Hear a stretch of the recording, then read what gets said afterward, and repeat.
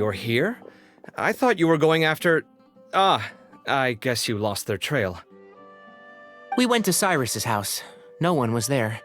Cyno got there before us, but he was long gone by the time we arrived. He didn't say where he was going? No, he left us a letter and told us not to go after him. Can't say I'm surprised. Typical Cyno. Anyway, some updates on progress on our end. I drew the emblem from memory again, but in more detail this time. I checked some ancient texts for a similar design. The one I found was a little blurry, but the similarities in the general form and certain details were clear enough to confirm a match. Yeah, and we're lucky we found anything at all. It turns out the emblem was all but lost to history. We scoured the entire Academia collection, and that book was the only one with a record of the motif. Meanwhile, Arav managed to get Uraka to disclose his source. The one who told him about Cyrus's embezzled funds was a young man from the desert. According to Uraka, he had a striking presence and was well educated. Apparently, the two met in the tavern over a game of cards. The guy claimed to be in the city for business as part of a merchant caravan. Uraka was intrigued when he heard what his new acquaintance had to say and brought up the idea of extorting Cyrus for Mora. The guy encouraged him to go ahead with it, then handed him some pen and paper to write the letter. I see. So it could be that this person planted the paper intentionally. So, how do we find this guy? Did Uraka say where he is? He doesn't know. He claims not to have seen him since that day in the tavern.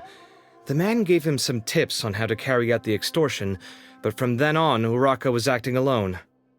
Nephis and Arav have gone to meet the Core of 30 and review the city's entry and exit records. Also, Nephis admitted that the Temple of Silence in the Academia is just a facade. The true Temple of Silence once came to the rainforest to establish a collaboration with the Academia, but as time went by, the sages gradually became corrupt and foolish. The Temple of Silence felt that they could no longer trust the Academia and ended the partnership. They retreated back to the desert about 400 years ago. Ever since its inception, the Temple of Silence has been the guardians of King Deshret's civilization and belief system.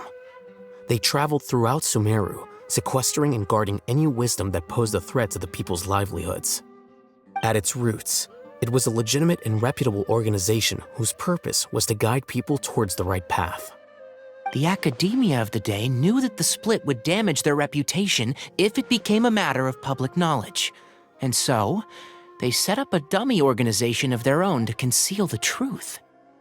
Not only that, but they managed to keep up the charade for hundreds of years!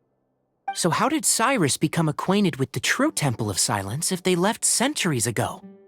I'll bet that's the question that bothered Cyno. Probably why he went after him in such a rush.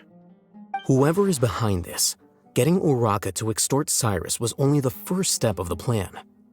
Their true goal in doing so was for Cyrus to see the emblem on the letter. He must have recognized it right away. That'll be why he didn't want to involve the authorities. He probably hoped to take care of the whole thing by himself. Unfortunately for him, Cyno had other plans. Since the desert is where the Temple of Silence originated, that is in all likelihood where Cyrus went. I have to go after him. Really? Are you sure that's a good idea, with how you respond to the heat? Why don't we send someone else? I should be fine, as long as I bring plenty of water. Besides, I just can't shake this ominous feeling that if we don't catch up to them soon... Everyone, I have news from the Core of 30. Master! Oh, so that's Nephis, Tighnari's master? Oh, we're finally getting to meet him in person! It's a pleasure to meet you, Traveler in Paimon. Several independent eyewitnesses have reported seeing Cyrus and Mahamatra Cyno leaving the city at different times. Both were heading in the direction of Caravan Ribat. I was going to suggest that you join forces with the Core of 30 in this case. However, as I'm sure you've already heard from Alhaitham and Kaveh, the Temple of Silence is involved. The Academia has made a number of decisions throughout history that I am ashamed to talk about. It may well be that no better choice was available to them, but those actions are nonetheless a stain on our legacy. I won't attempt to make you understand the Academia's perspective. Now is the time for action. I understand where you're coming from, Master. But I'm afraid the situation might be more complicated than we thought. I think we need to keep a low profile, or risk making things worse. Good point.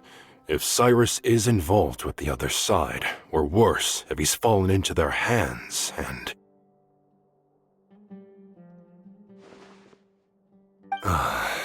Everyone, we have to get Cyrus and Cyno back safely.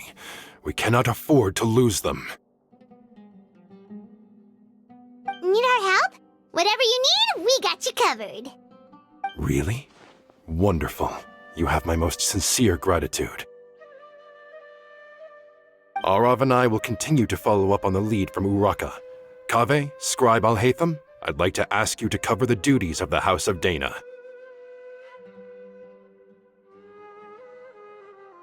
Tighnari, you are planning to go into the desert, correct? I am. Kaveh, I'll be okay. You stay behind to help Master and Alhaitham. Well, if you're sure. Okay. But be careful. Thank you all. Arav, let's go. You'd better get moving. Don't forget to ask for help when you need it. Will do. Let's go, Tighnari. Hopefully we can catch up with Cyno before it's too late. Knowing him, he's probably covered a fair distance already, but we still have a shot. Let's take it.